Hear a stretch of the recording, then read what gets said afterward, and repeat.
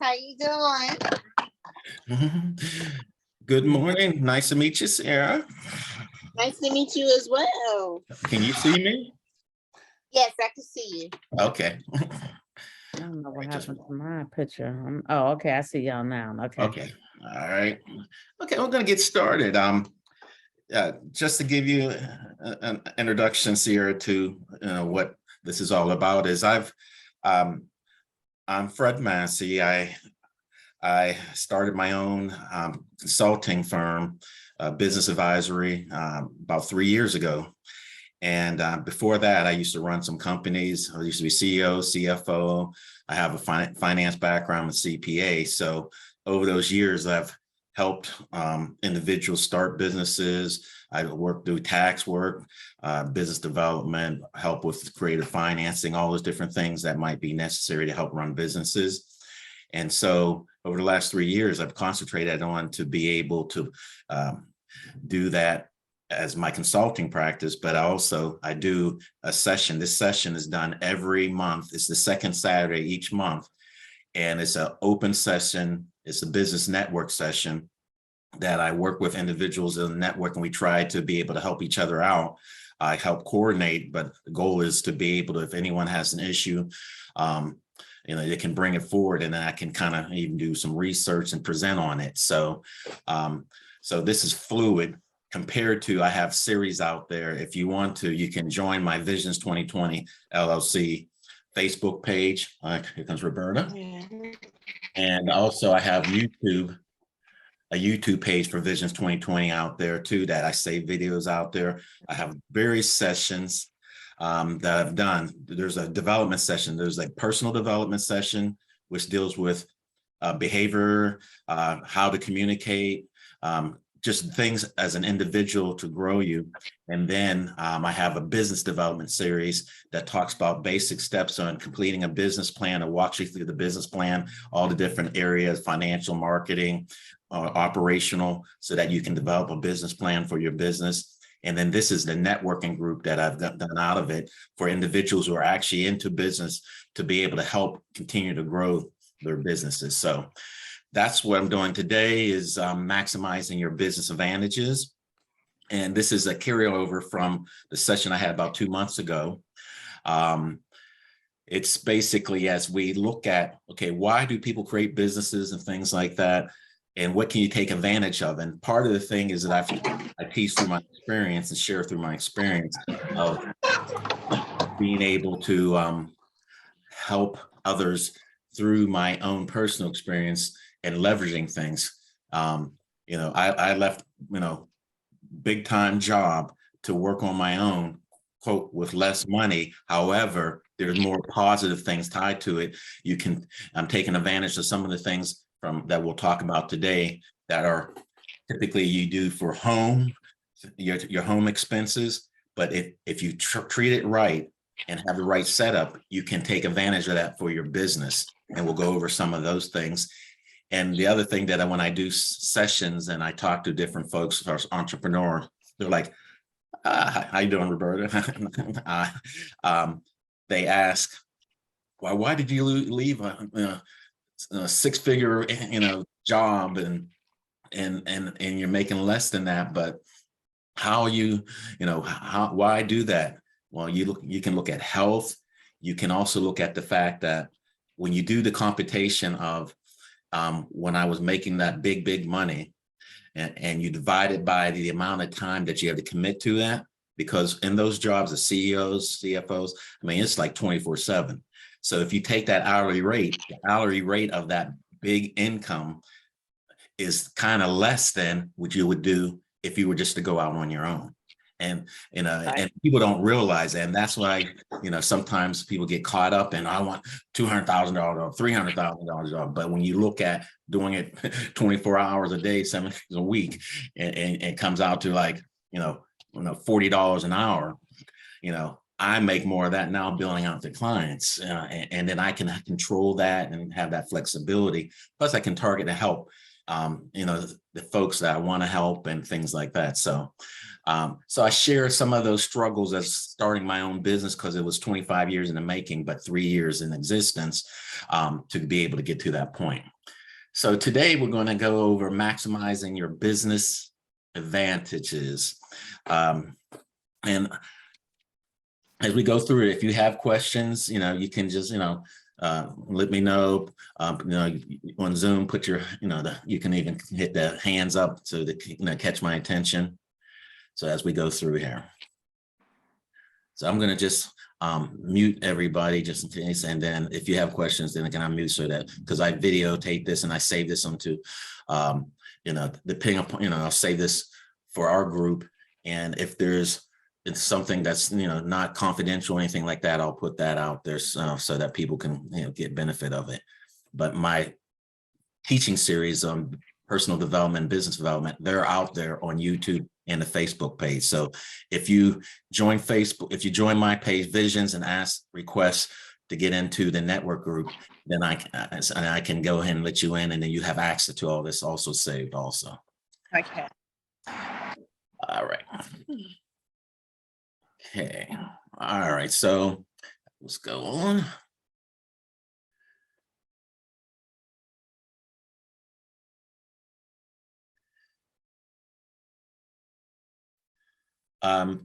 This is a book that I put out several years ago, Kingdom Economics, Living a Wealthy and Prosperous Life. So a lot of the principles that I kind of teach on and I live by, I put this in a book.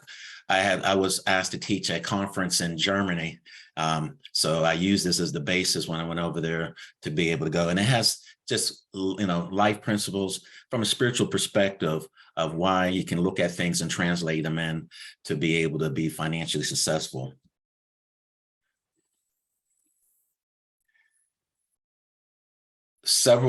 If you want to get caught up, I would advise you to go to the business development series, because I take 12 sessions and talk about corporate structures, tax structure, legal structure, things like that, because all businesses aren't the same, but you can take advantage of different things. So I'm just going to talk a little bit in generality. I'm set up as an LLC, so I kind of talk from that perspective, but it's very similar. There's very similar things to corporations and then sole proprietorships and things like that we can make those distinctions.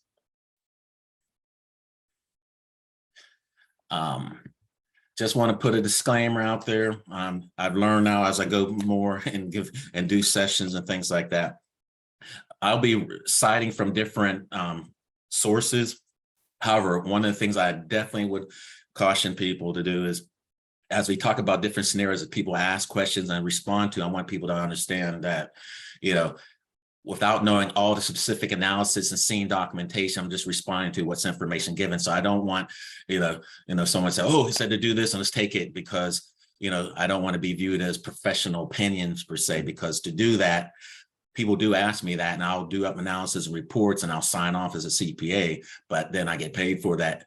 And I have liability insurance to cover that. But in this situations, I want people to understand this is an educational training. So if you want to have further information, I ask, to go to a professional to get a more professional opinion on these things. As I said, there's many different hybrids of businesses out there, but this comes from the business development series that I did. But for the most part, each business, even the hybrid type of business, are out of these 1, 2, 3, 4, 5 different basic businesses are the basic foundations. Sole proprietorship is the easiest. You can be a sole proprietor just doing it and just working it your own self and filing your Schedule C and going forward. However, that's the most riskiest, because your personal assets and your business assets, you're one and the same. So you want to have some coverage with that. If you're going to be a sole proprietor, you want to make sure you have insurance, make sure you have some other type of coverage, because if you do something wrong in your business, they can come after you personally. Then you have partnerships. That's 2 or more individuals coming together to operate a business. Similar to a sole proprietor is that the partnership, the 2 partners are individually responsible, as well as the partnership is they're one and the same. Corporation, that's when, the corporation's separate from you personally. So what you do through your corporation, they can't come after you personally. Now, there's some caveats to that, but for the most part, you're protected legally from your own personal assets if you have a corporation. The LLC was created to make it easier to set up businesses in the United States. And most new businesses are set up as LLC. Like I said, I'm an LLC. And an LLC, what makes it interesting is you get the legal protection as a corporation, but you can set up tax-wise like a corporation or a sole proprietor. If you're a single entity LLC like I am, I file my taxes with my Schedule C on my 1040 personal, but I'm still protected like a corporation because my LLC is separate from me. So with an LLC, the only difference is you got legal protection like a corporation, so they can't go over your personal assets. However, you file your taxes based upon either a corporation, a partnership, or sole proprietor, depending upon how you're structured. And then nonprofits is another corporation that don't pay taxes. And nonprofits are probably one of the largest corporations in the country too. It could be set up differently, as you can be nonprofit savings loan, you could do credit union, you could do as a 501c3 specific nonprofit, human services, education, hospitals, those type of things. And all those have different, you provide services and you're tax-free per se. And that's why I say per se, because depending upon some things if you do out of your mission, you have to pay taxes on it, even as a nonprofit. But for the most part, you're tax-free, but you file a different tax return, a 990, and then there's certain disclaimers that you have to do on that in order to keep your nonprofit status. So those are typically the businesses that I make references to as we go through here. Now, as you prepare your business taxes, how do you go about with that? Well, this is part of the things where, depending upon what your structure is legally, is how you're going to begin to look at preparing your taxes. And once again, see, Barb, you're LLC, right? Okay. And Roberta, what are you set up as? You set up a 501c3? Okay. I'm in the process, yes. Okay. Sierra, do you have a structure that you've set up already yet? Oh, you're on mute there.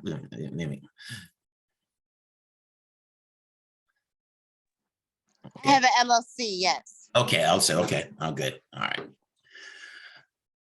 Okay, so because of that, I'll kind of talk from an LLC perspective as we go through, and I'll know some differences maybe with nonprofit and the 501c3. Okay. The things that we want to talk about is taking advantage of your home expenses so that they can be viewed as, so they can be deductible as business expenses.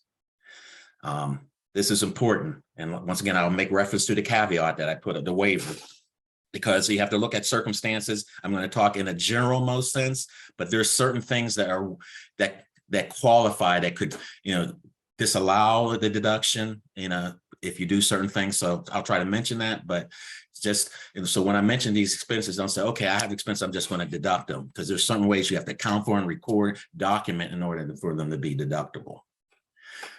But the three main areas that people have home expenses that they can be deducted as business expenses is through these three areas: business use of home, vehicle expense, and travel.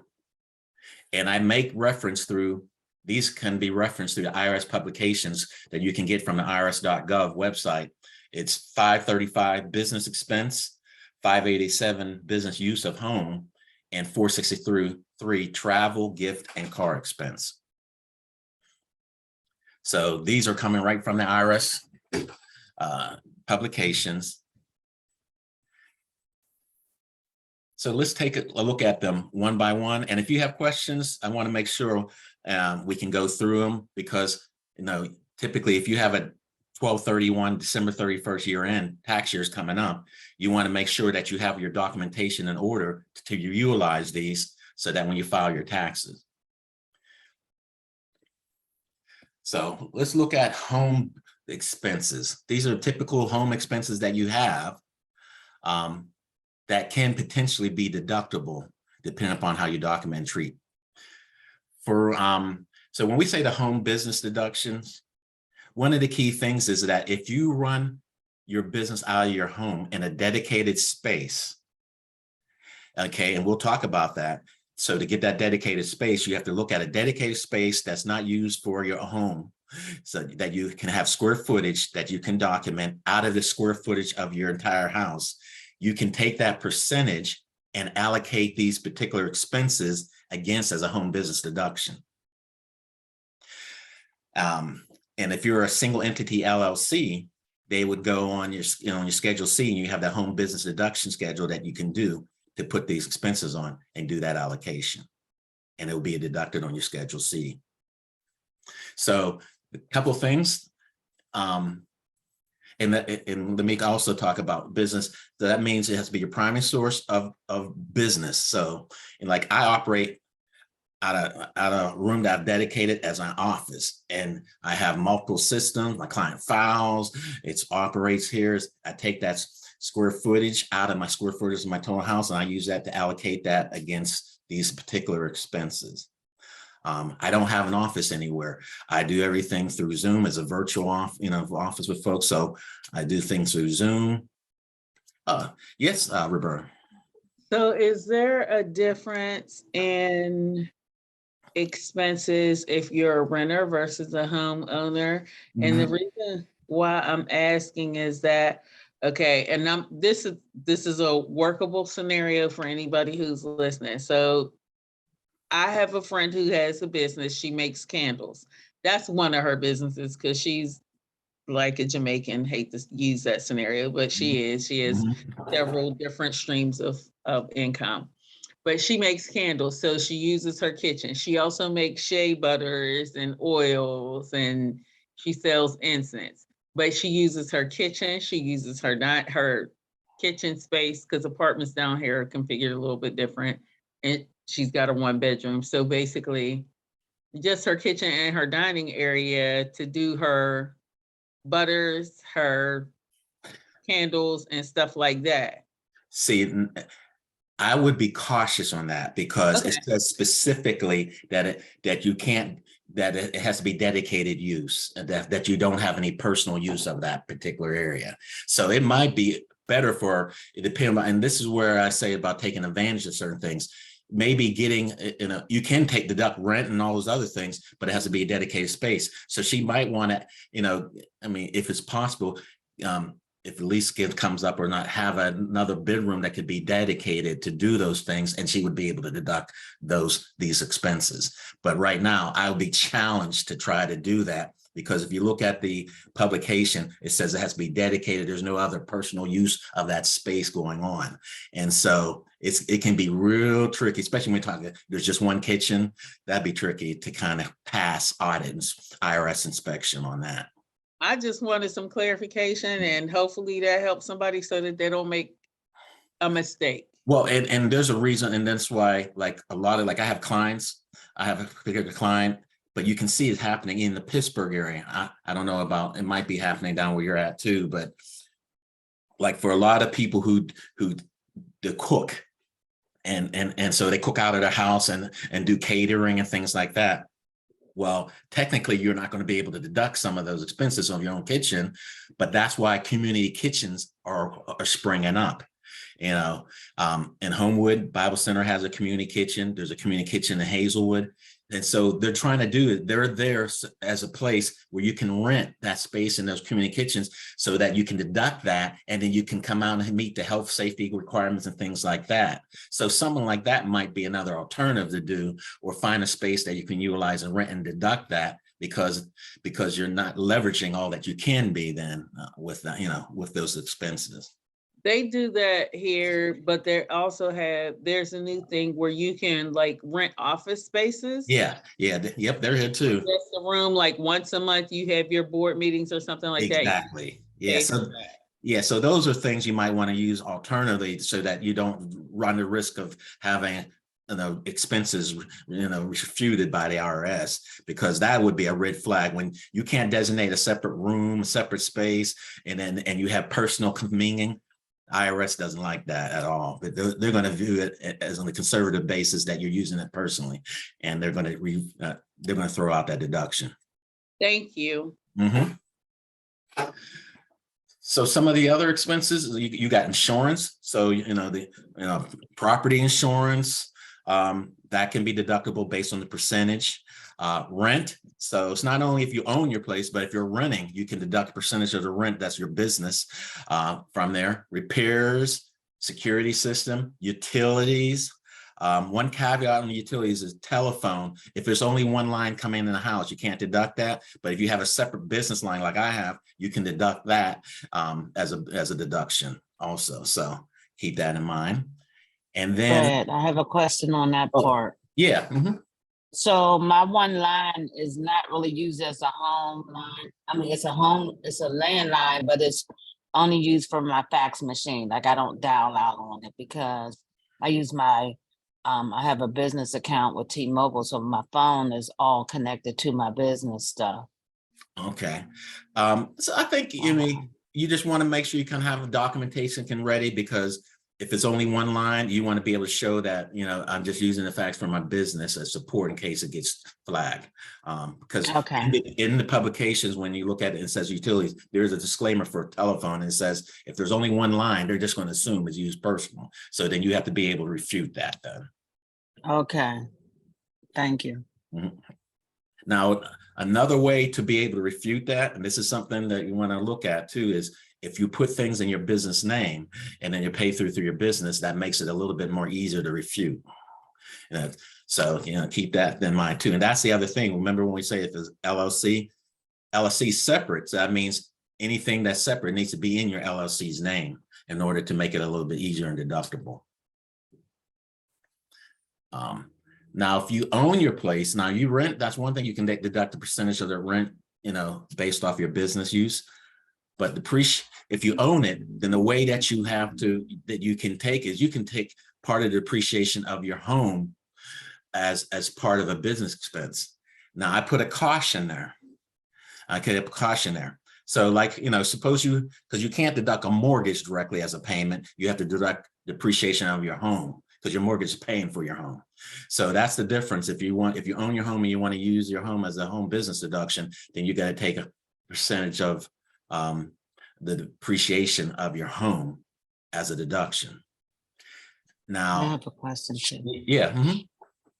So, what if you have some units and you use like a 1-bedroom unit as your office? Is that, you know what I mean? Like the other ones are being rented, but you're going to use the 1-bedroom unit as your office. The 1-bed unit as an office. Okay. So yeah. Now, who owns the is it who owns the place that's renting these other places out? Is it you? Yeah. Yeah. So it would still be under, like one of my business names, like it'll be under. Now it won't be under Blooming Naturally. It'll be under like ELR Professional Services Building. Because I think I have to ask you, I think I have to build a holding company. I don't know. I'm confused in that area a little bit. Well, in that circumstance, there's a couple of scenarios that you can face. Like, for instance, suppose you own a apartment building suppose you own a building that you're renting out multiple units, and in one of those units you have your office there. Well, there's two ways that you own personally.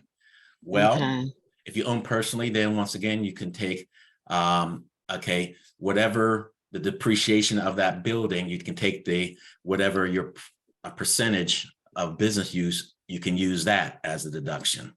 Okay. But there's other ways around. And this is what I said. And normally what I would do, and I did this for a client per se, is if you own it and then you want your business to do the deduction, you can set up a rent agreement between yourself and your business.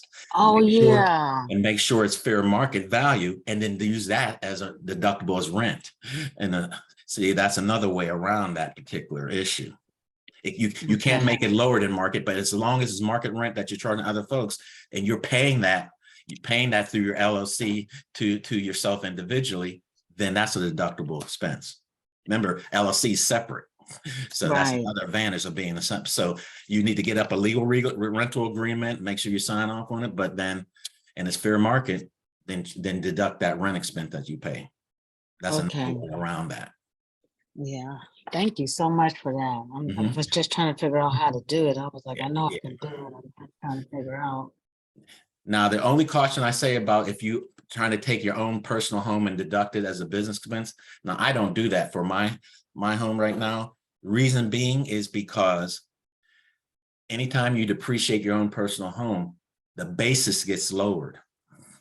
That goes against your basis of your house. Like what I mean basis is, suppose you bought your house at $100,000, and then when you go to sell it, you sell it for $125,000. That's a $25,000 gain because the basis is $100,000, and you sold it for more than $25,000 more than your basis. So then you'll pay capital gains on that $25,000. Well, if you depreciate your property and take it as business expense, that $100,000 gets lowered by the depreciation. So by the time you sell it, suppose you sell it and it's the basis at $75,000. Well, you're going to be paying gain on $50,000 because your basis is no longer 100,000. You depreciated 25,000, so it's 75,000. You sell it at 125,000. That difference is now what you're going to pay capital gains on. So if you take your personal home and you own it, and you deduct that, and you want to deduct that as a business deduction, then your basis of your home is going to lower and your capital gain is going to increase if you sell it. So that's why I put caution out there for that. So the scenario, Barb, you gave me is it'd be better to probably just get a rent agreement between your LLC and you, but then you have to actually make payments from your LLC to yourself, and it has to be fair market value. Then that would be, you can deduct that for rent as an expense. Thank you. Mm-hmm. Okay. So here's the form to figure the business use of your home. And so, like I said, the key things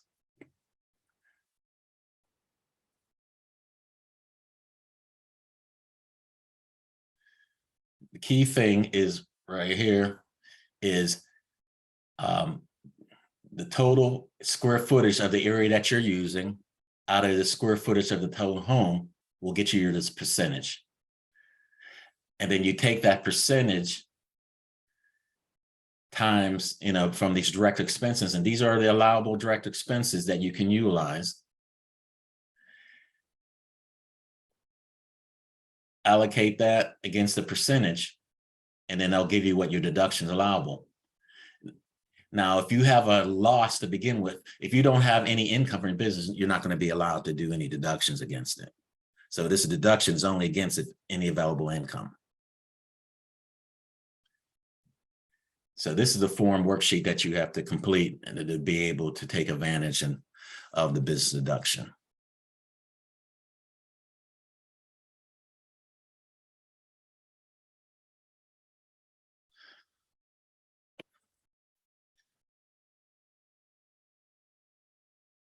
All right, any questions on that before I proceed? Okay. Now let's look at vehicle. So another thing that you use for personally, I won't say use personally, but you have as a vehicle expense that you do that can be deducted from as a business expense is your vehicle usage. Now there's two ways you can do that.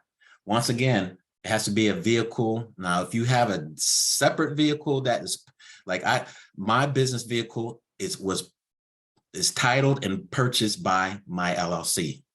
So I deduct that totally.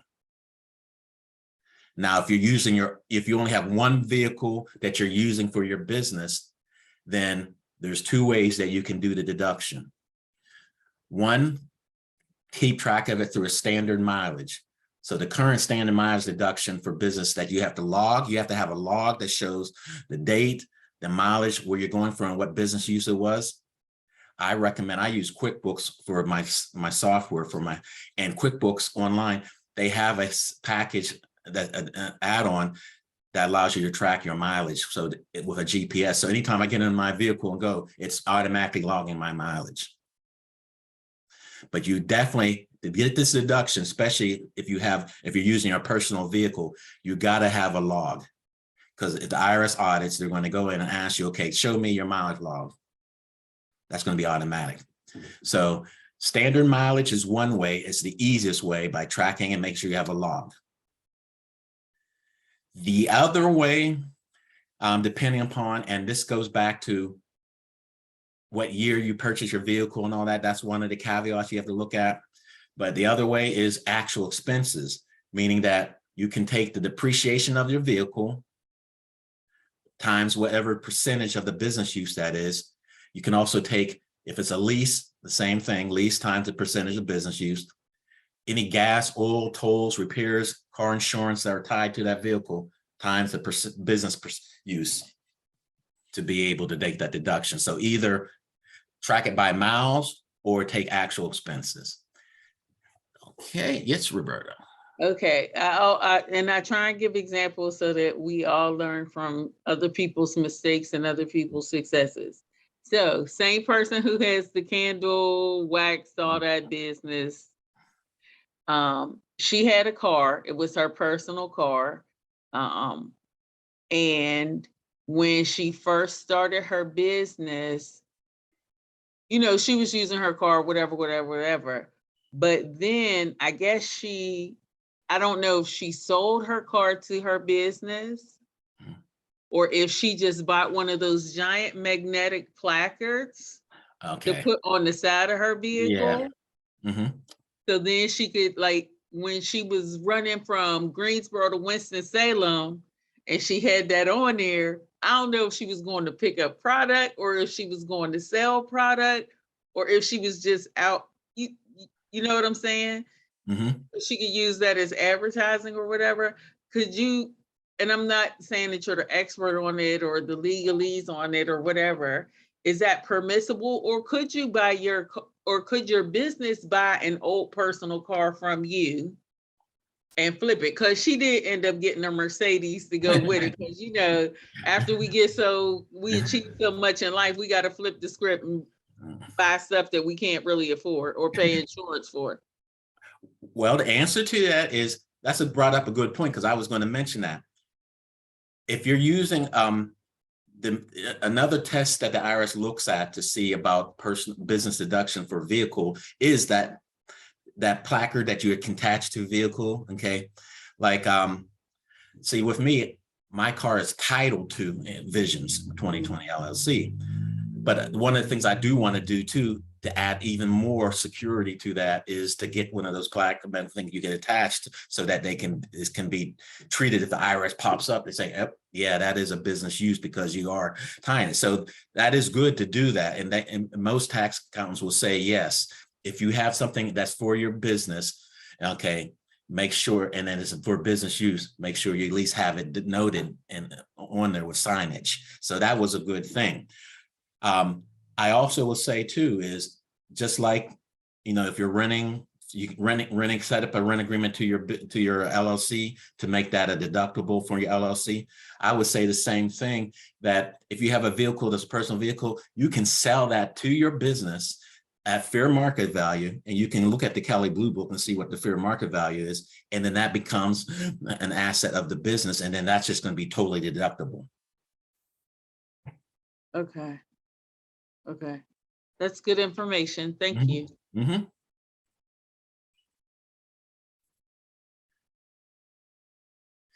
Any other questions as it relates to vehicle expense? So the key is making sure you, like, if you're talking about actual expenses, you got to keep the receipts, you got to document, you know, so those are the things. So with mileage, you got to have a travel log. With actual expenses, you got to have the receipts that support. Yes, Barb. So I wanted to ask you, how did you get your vehicle in your business name? So my vehicle is paid off. And you know, with my life insurance, like today, we have a business meeting. I have to drive. I'm helping one young lady, you know her, Tavia. I'm going to pick her up all the way out Moon, bring her back to the meeting and take her back. Is that the write-off part? Well, If yeah. I'm traveling. No, Okay. are you doing your write-off by mileage? I mean, if you're By tracking, mileage. yeah, By mileage. yeah. I would have a log and log that mileage, Okay. you know, on and business purpose to be able to document that. Yeah, that. So and then if you already have and it's paid off, but it's in your name and you want it for your business, then you go through the process just to sell it. So once again, whatever the fair market value is on that, and you can go ahead and go through AAA and get title changed over to your business and all that. They will do that type of title transfer okay. for you. Okay. That makes it cleaner Yeah. to do it. And then that's dedicated for your business, you know, business. Okay, thanks.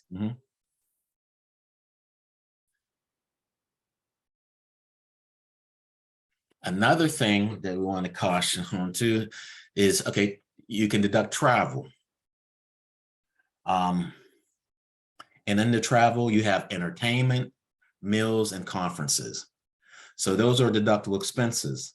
For instance, in order to maintain my license, my CPA license, I have to have 80 credits every 2 years to maintain my CPE.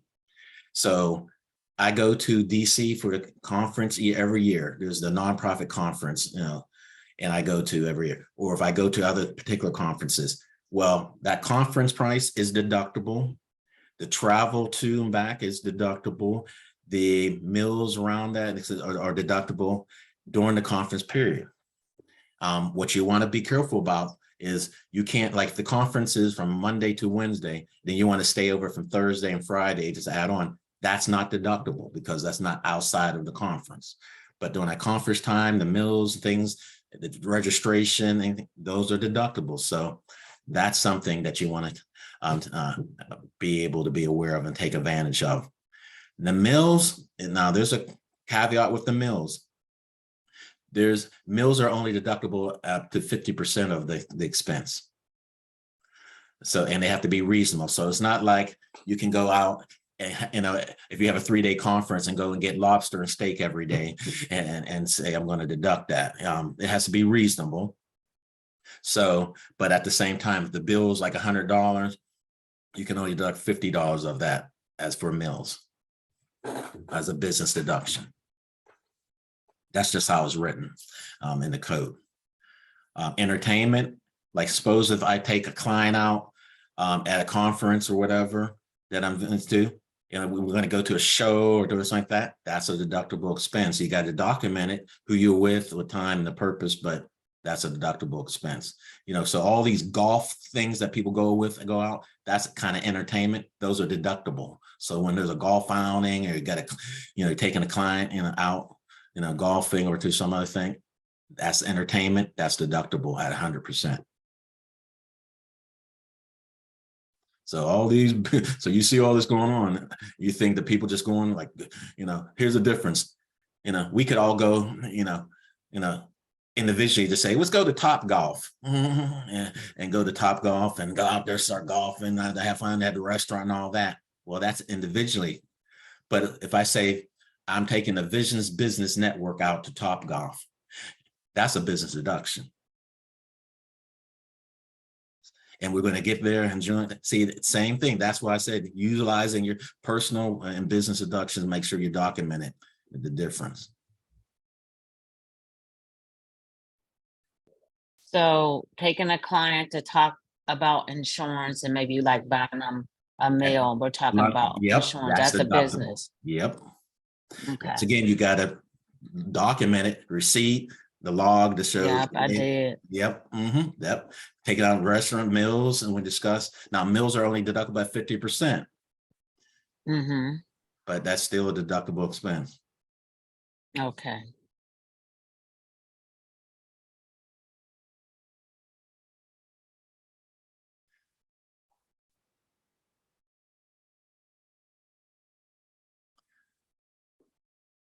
Any questions on that?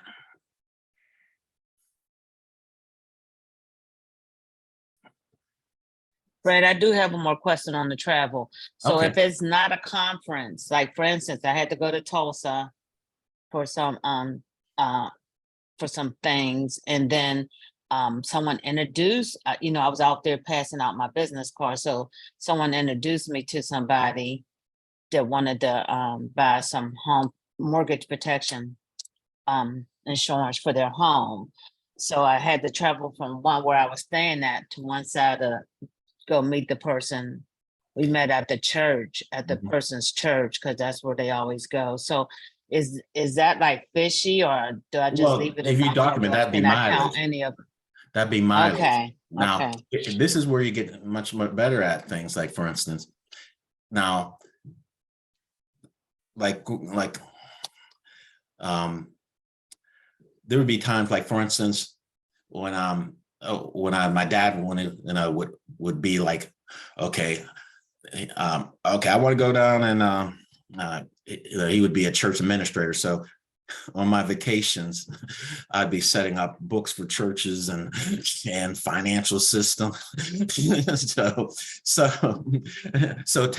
now I just did that person. I go, yeah, all right. So I set up. But now as an LLC, what I would do is I would set that up as a business meeting. So if I would stay at a hotel, I would deduct that. I would sit there and document I'm going to set up the software and all those type of things. And I would use that as a deduction going forward. Now you got to be intentional up front, all those types of things and all that. But as long as you're documenting the business reason and use and all that, and people involved and things like that, and just substantiate that, that's a legitimate thing. Now, if I was going to go down there just to go to a race, now that's just personal. But if I'm going down there in 3 days of going in and spending that time and traveling, back and forth, those are deductible expenses. Okay, yes, Roberta. And I guess that's where I get a little bit confused, or maybe I don't even know how to explain it other than to open up, be transparent about my life. So I have a relative there in Allegheny County who definitely needs services, and I did get that person connected with services. So that's like what I do professionally in my employment. That's what I do in regards to the business that I'm starting in the name of Jesus. Mhm. And so I get a call from another relative who's like, hey, we need you to blah, blah, blah. And basically that's what it was. It wasn't, hey, how you doing? It was just, hey, we need you to make this call because this person needs blah, blah, blah, blah, blah, blah, blah. Although it's a relative, I want a bill. I do, because I feel like you didn't care about me as a person to just say, hey, I want you to, like, this is McDonald's or Burger King. But how do you navigate that in regards to business and billing hours or things like that? Because it's not the first time, and I am using my professional networks as well as discussing Ruth and Naomi's house. Like, I'm not just gonna call another social service agency and not promote my own gig, even if it's not in the same state that I'm in. You know what I'm saying? Well, here's the test. It's independence. It's the same thing as the fair market value of rent. Believe me, I get caught up with it too. Like, people always come out of the woodwork. Can you do a taxes return for it? Can I do all that? Well, the way I do it, I treat it like a business. I mean, I have like if anyone wants to do business with me, that's consulting, all that, I have an independent contractor agreement that I do up. So if it's going to be business, I will send it to you like that as a business. And because I remember it can be no different than other. So if this is going to be a client and this is the way I operate like all my clients, there's no difference. I'll set up an independent and sign. Okay, and get that signed.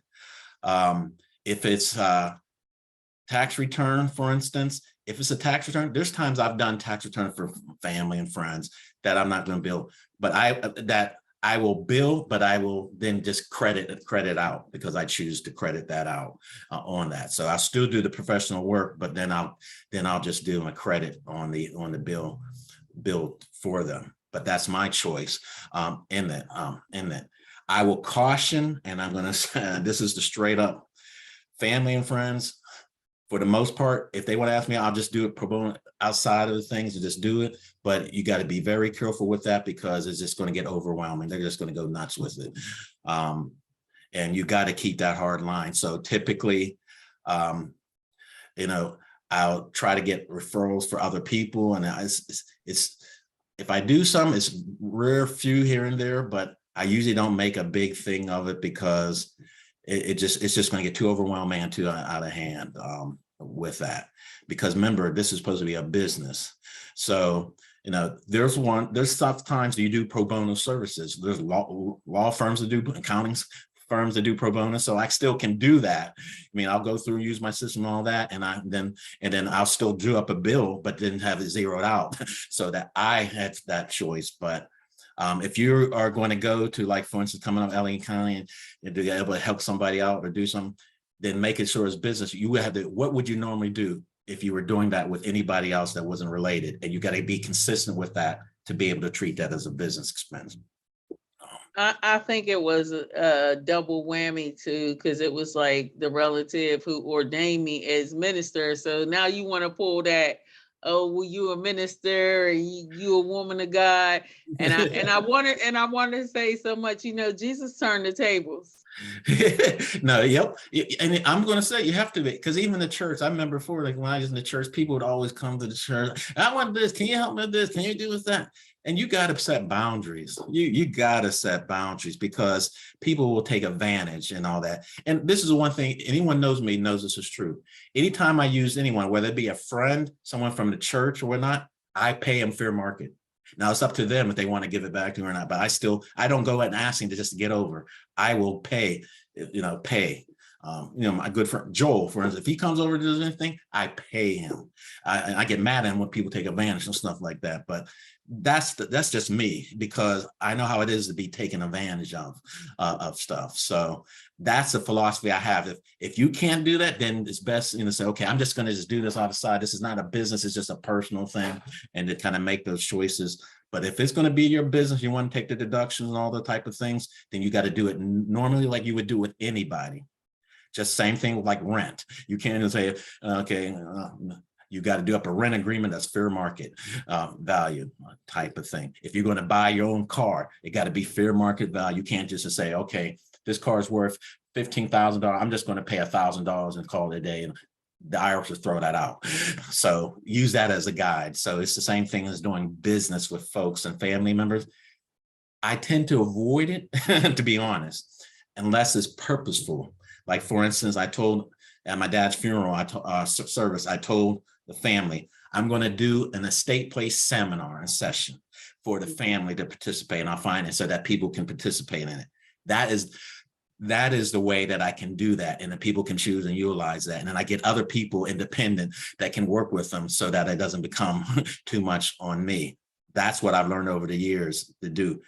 The reason why I have the business network, business development series, and created the business development series and the personal development series is because I got tired of people asking me, hey, what about this? How about this? Can you do this? What about this? And the way that I test people out now is that if you can't go to Facebook and join into the groups and seminars, I know where you're at. So I have no problem then saying, okay, when they're ready, you'll show up on a Saturday morning at 10 o'clock to listen. So I've learned to create those boundaries. My therapist has helped me out tremendously on that, to set boundaries, because if not, people will take advantage of you, and then you start getting bitter and feeling all those things. I don't need all that type of things. So believe me, when people know what you do, they're going to start pulling on you. And so it's not to say you shouldn't help our family, but you shouldn't be taking advantage of it either too. So I'm very cautious on those particular things.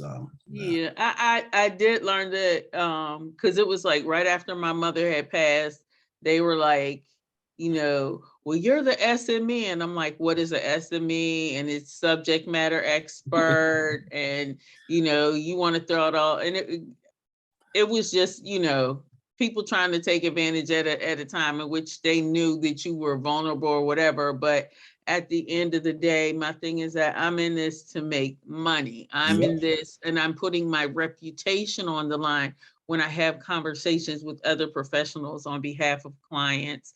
So if I would do that for someone who is paying or is a part of a nonprofit organization who's actively participating, I just have to be more diligent. But I thank you for that. It is okay. And that's what I had to learn.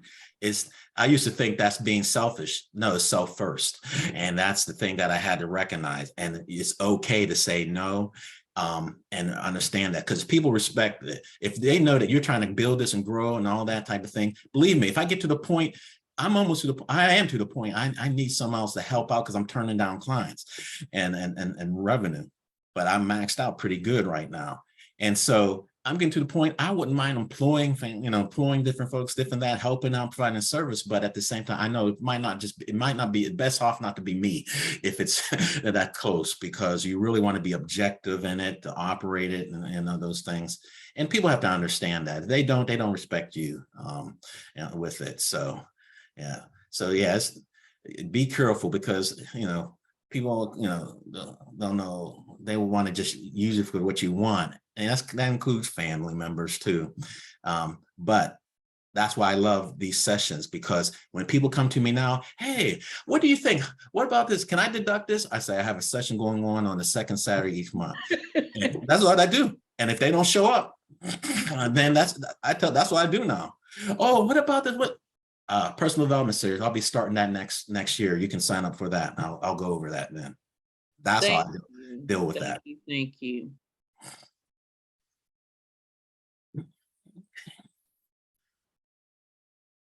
All right. Yeah, that almost brings us in. So once again, as a reminder, I'm going to upload all this information up onto our Facebook Business Network page. So this is there. I'll copy it out there on the YouTube page too, also for the video for those. But you can always email me at visionsllc@att.net. I'm on Twitter, Instagram, Facebook, YouTube.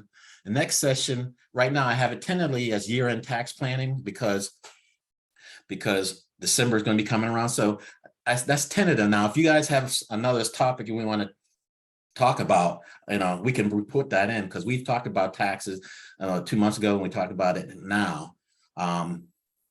Because with year-end tax plan, the only thing I was going to do is probably put up a 1040 tax return, because it can handle individual and LLCs, and so that people can go through that and we can kind of say what are the things that you want to capture. But if there's any topics or things like you want, the business network is a good thing for this, because this is open. I don't have any planned topics. Business development, yes, there's a series. Personal development, there's a series.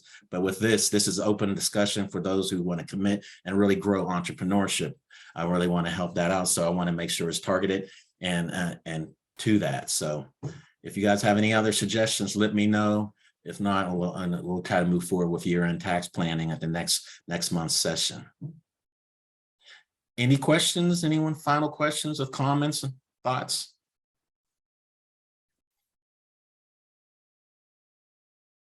Thank you so much. It's nice to see you again.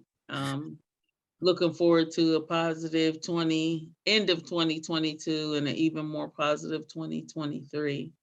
Oh, I'm just glad to see you. I'm glad to be back. It was crazy, you know, when my father passed and had to do those two services. That was the most stressful time in life, trying to handle that, talking about family members, this and that, and all that type of stuff.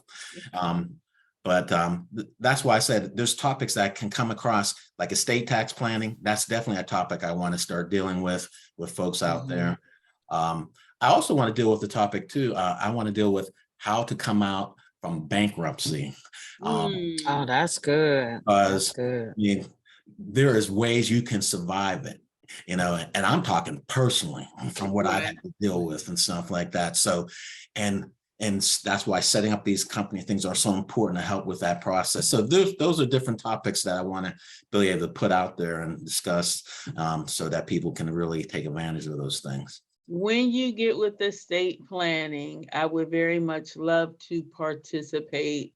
Yeah, for personally and for my business. And I think that that's a good tie in with the other folks that are participating, because it's a way for them to introduce their products to more Yeah, that's people. right. Yep. Because I need some additional insurance, and at the end, Awesome. I'll call you. okay, please, because at the end, I once again, being transparent, I was not involved with anything as it related to my mother's passing. I was told not to come. I offered money, everything, and I have no idea what happened. All I know is that she was cremated. Couldn't tell you Jesus. anything else, and it was like, I'm a just to show you how lack of I'm gonna just say it, how ignorant my sister was. She couldn't find the insurance policy, number one. My mother died on a Sunday at 11:18. The reason why I know is because I called within the hour of me calling, my mother passed. My sister couldn't find the insurance policy, and then she didn't know how much was left. So she didn't know if she was going to get it, because